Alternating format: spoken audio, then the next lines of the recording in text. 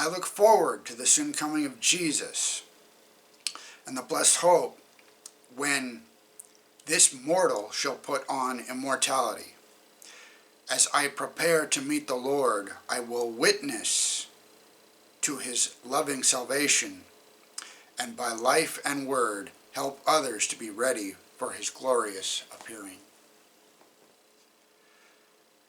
Not a moment too late.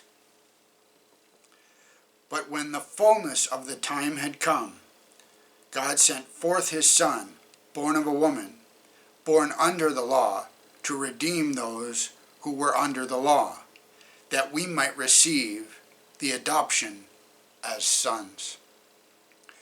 Galatians 4:4-5.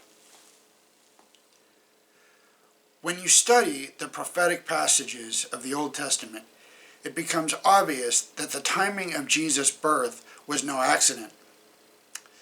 Not only was the first advent of Christ timed to correspond to the 490-year probationary period of Daniel 9, but it was also carefully choreographed to dovetail with the political and spiritual environment of the planet.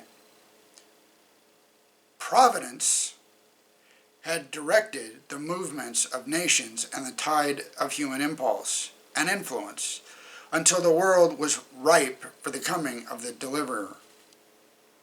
Solemn White. The world had become well connected by Roman roads and the Greek language.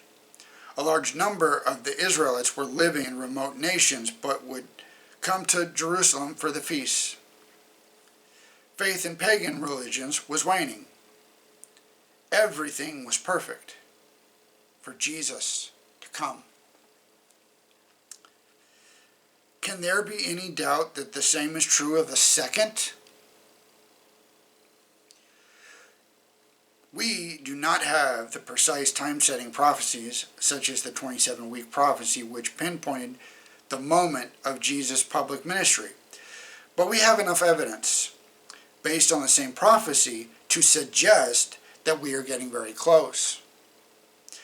The rise and fall of kingdoms in the visions of Daniel 9 did not culminate with Christ's first advent, but the second. The spiritual decline of the planet is falling into line with Paul's predictions in his letter to Timothy when he warned us that in the last days perilous times will come. If there was ample evidence that the moment of Christ's first arrival was approaching, there is more prophetic evidence pointing us to the nearness of the second. We do not know the day nor the hour, but we do know when it is close. No matter what happens in the world around us, war, disaster, catastrophe, we can know that nothing about our situation escapes God's notice.